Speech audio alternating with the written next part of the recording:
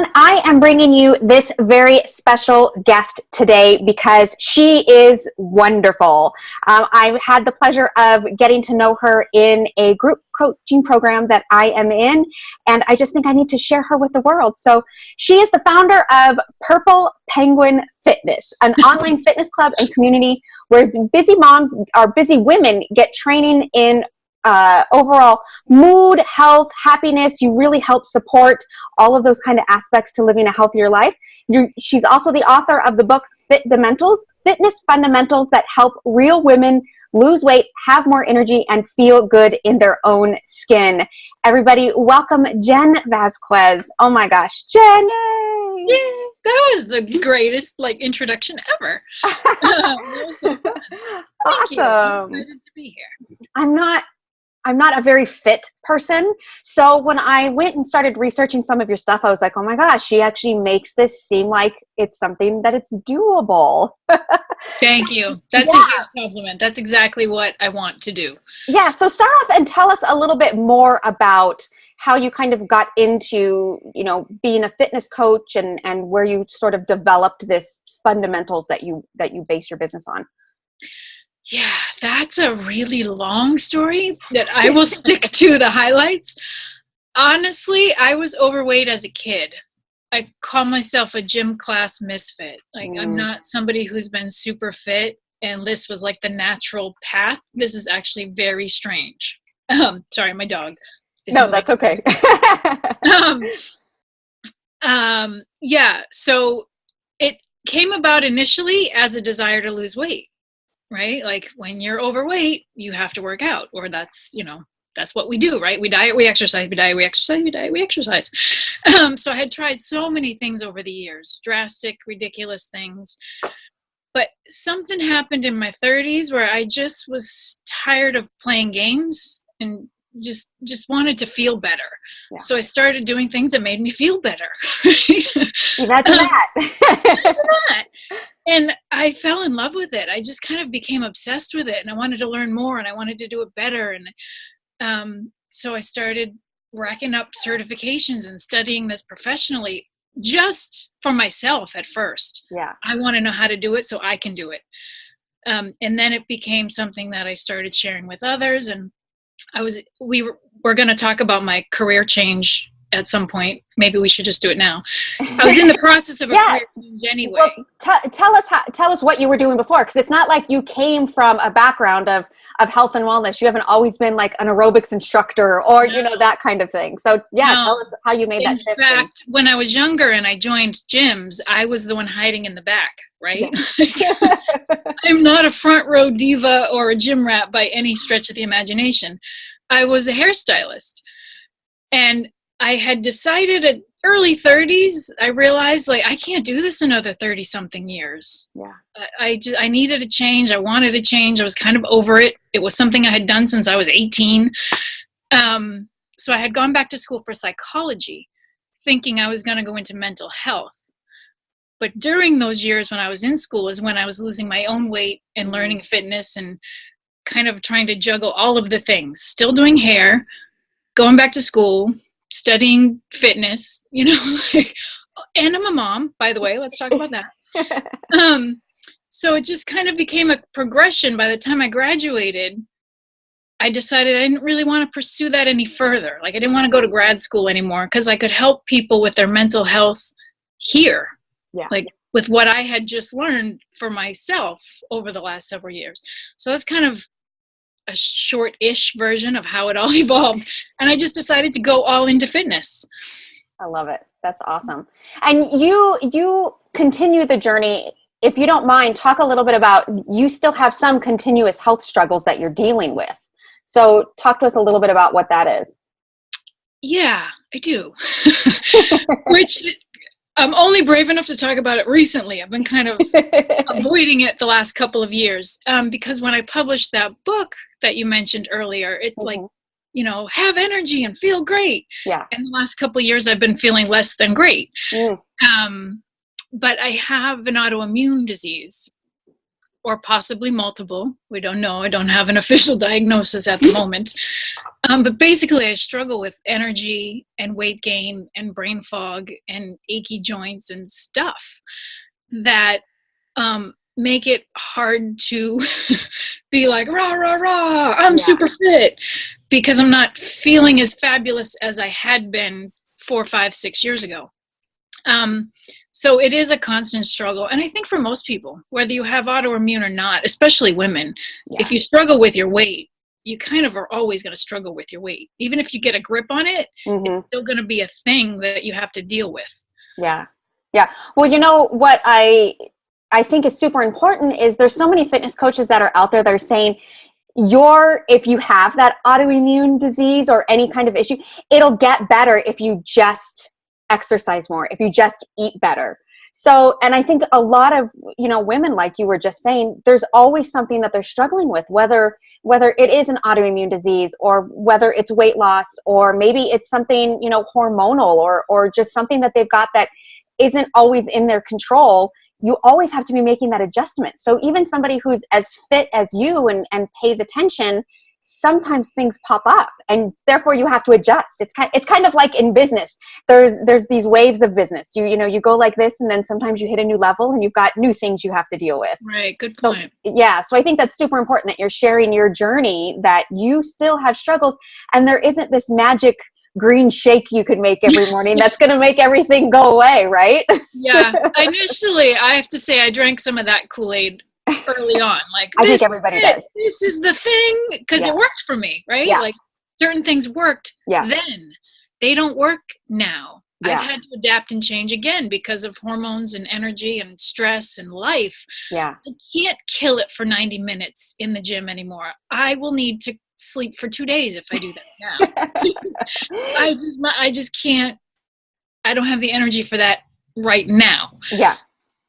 So shifting and adapting and tweaking as you go, and figuring things out, plateaus, hills and valleys, all of that. I don't want to say it's a never-ending battle, because that makes it sound like so hopeless. Yeah. But it's a journey you always have to adapt to and change. Yeah, absolutely. Well, and that's what I was saying in the very beginning, is that's what I really appreciate about how you approach the fitness world, is you make it, I don't want to say easy, because it's, for some of us, it's not easy, but you make it approachable. You make it not so scary, like, oh my gosh, I'm going to have to take, 30 supplements, and I'm going to have to work out 90 minutes every day, and, drink the green juice and all that kind of stuff. How did you develop that? How did you say, this is the path that I want to go, and make it easier for women? What was your decision in that? I think it just evolved naturally. Yeah. Like I said, when I first got into it, I probably I know I scared a lot of people off, because I was that hardcore killing. My first certification was P90X, which is a very tough, challenging, advanced program. Yeah. I was running marathons. Like, I was that person, right? Yeah. Briefly, for a little while. And then I burnt out. And I ended up with an injury and a shoulder surgery. And I just kind of learned the hard way that not everybody can do that. And certainly not everybody can do that for long periods of time. It's not maintainable. Right. So I needed to learn a way that I could still be fit, or at least as fit as possible. Yeah. In a way that makes me feel good, because that's my ultimate goal, and fits into my life. That doesn't take 3 hours a day or whatever it may be. Yeah. I love that you specifically address busy women, because I have a lot of friends in the fitness world, and it seems like they're always at the gym. And I ask myself, how do you get anything else in your life done? So one of the things that you do, that you talk about, I've seen in quite a few of your videos, is like a 5-minute workout. Like, here's something you can do on a phone call or in between picking up kids and stuff like that. So that's one of the things that I really appreciate about the way that you coach your audience, is that you are aware of the busy women. A lot of my tribe are moms. And who are running businesses. So there's, they like, sometimes exercise is almost like a foreign concept to them. They just don't have time. They're in the car, they're on the go. So yeah, that's another thing that came about out of personal need. Yeah. I tend to be an all or nothing person, right? If I don't have an hour and a half, then screw it. Then it's not going to happen. Why bother? But why bother? Exactly. Yeah. I needed to learn how to like break it up and be okay with a little bit is better than nothing. Yeah. That's become one of my mottos. Anything is better than nothing. Yeah. 5 minutes, 10 minutes, 20 minutes, whatever it is better than nothing. Yeah. That's awesome. So what piece of advice, if you have somebody who is they know they need to make a shift, they know that something's got to change, what's the one thing they should start with? Drink more water. Yeah. I knew you were going to say that. There was years where I was like, well, I don't know. It depends where you're at and it depends, blah, blah, blah. You know, I used to want to like personalize each piece of advice for each person. But honestly, 99.9% of people are not drinking enough water. Yeah. At least in my experience, the people that I work with. And it makes a huge difference mentally and physically. And it's simple. Yeah. You even have a Facebook group for drinking water. Why don't you tell us about that? I do. It's called, it's hard for me to say. I should have thought this through when I Gulp Goals, because I'm obsessed with alliteration, like I think most coaches are. Me too. It has to be alliteration or it's not a good name. Right. And there's a chapter in my book about water. It's the first step in my 4-part kind of secret formula, which isn't a secret. It's common sense stuff that we all know. We just need to do. Yeah. But the first one is water. And at the end of that chapter, I end it with like, gulp, gulp, exclamation point. Oh, I love it. So it. it's just kind of become like my phrase. Yeah. So I started a Facebook group specifically just for focusing on drinking more water. Yeah. And it keeps us all accountable because of course I'm in that group. So I've actually noticed it's really weird, my water patterns. Like I'll be like, okay, why am I feeling like this? Oh, how much water have I had today? And it's so funny. The more water I drink, the more water I drink. And the less I'm finding myself even wanting to drink anything else. You know, of course I start my day with my big cup of coffee, but now I've noticed I have no desire to drink a ton of fruit juices. You know, the sugary stuff, and I really finding myself like I don't crave soda. So it's really, I mean, it's something so simple as drink water, and that's going to be the foundation for everything moving forward, right? Absolutely. Yeah, I really think it's the first step. I mean, yes, you could start tweaking your diet, and yes, you could clearly start getting some exercise. Yeah. But water, I think, is crucial before any of that. If you're going to just make one change, start there. Yeah. Awesome.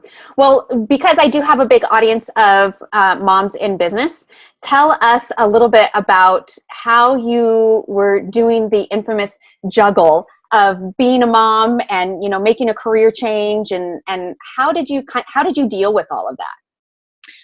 Not well, honestly. I love it. I love that. No, honestly, because I mentioned I'm an all or nothing person, right? Yeah. So I'm like trying to manage everything perfectly, if you will. Yeah. And it didn't work. I burnt out. I was exhausted. I was miserable. I'm lucky to still be married, I think. Like the fact that my family stuck with me during those years when I was working and in school and trying to juggle everything. It takes a special partner to deal with women like us. Yeah, right. Who have that all or nothing. Like, this is what I'm doing. Watch out, world. Seriously, I was not pleasant to live with during those years, I don't think. But seriously, like, I was trying to do everything well and go all in on everything, but really I wasn't. Clearly you can't. Yeah. There was a time where I cut back and I was in school part-time and I was working part-time, like instead of trying to do both things full times and all the things. But it is a challenge and it is tricky. And that's when I learned to cut back on certain things, and where I started working out from home, because I don't have time to drive to the gym and shower and change, and I need to do it quick. I got a half an hour and that's what I've got. Yeah. Okay. So that's a perfect segue into talk to us about the Purple Penguin Fitness Club. And because I'm intrigued, because I am not a gym person. If I have to get in the car and go somewhere, it's not going to happen. So talk to us about what all the club is and what people get out of that. Yeah, I'd be happy to. I do have, as you said, a membership club, and it's specifically designed for you to be able to work out at home. Like, I'm sitting on my yoga mat right now. You can see it, but there it is. I'm like, we're in my home gym right now. This is my space. Even though I still actually work in a couple of gyms in my area, like I'm still a trainer in a gym. I'm not anti-gym, But for myself and for my clients like you, we don't have time. I don't have an extra half an hour to drive there and back. Like, so my club is designed, most workouts 20 to 30 minutes. You can do it at home. A lot of them are zero equipment. If you have space to lay out a yoga mat, you can do it. If you have toys and things to play with and you want to like grow and do more advanced things as you get stronger, you have options to include dumbbells and kettlebells and whatever you might have. But like you said earlier, it's more than just the exercise. Mm-hmm. The most important piece for me is overall well-being, your mental health, your stress levels, what you're eating, and community, making sure you have accountability and support.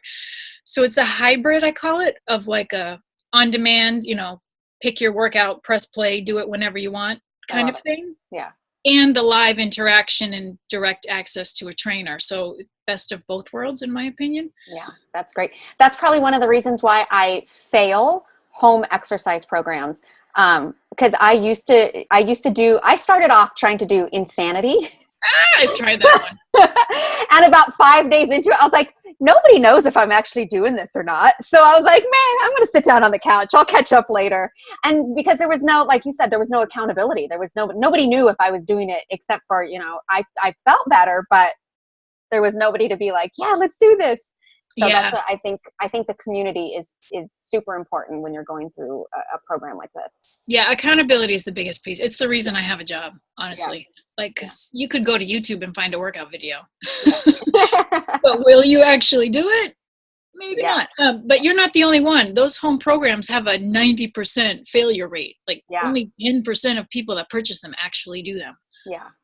Yeah. Awesome. So how do people, if they want to find out more about the fitness club, where do they go?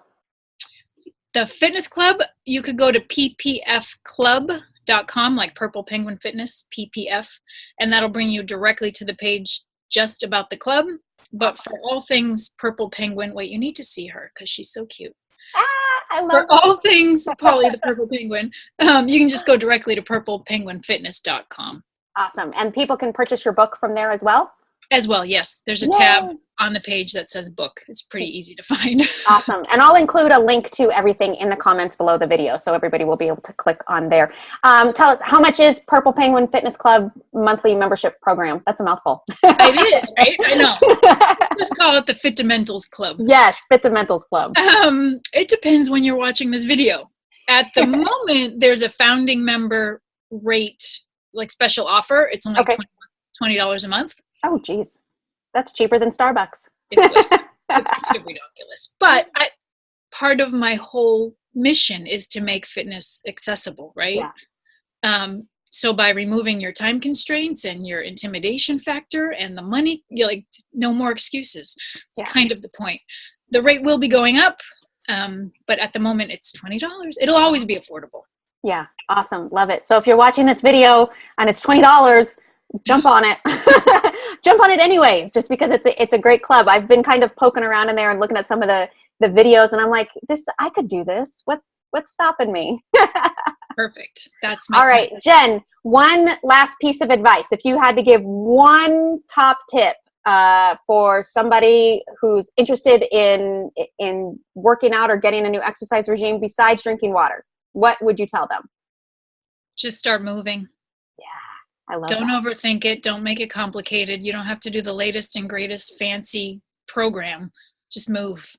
Dance, walk, play, anything. I love it. Great. Awesome. Well, thank you so much. This has been so much fun. You actually make exercise sound fun. I hope so. I love it. All right. Thank you, everybody, for tuning in. Be sure to check out Jen and Purple Penguin Fitness. All right. See you next time. Bye.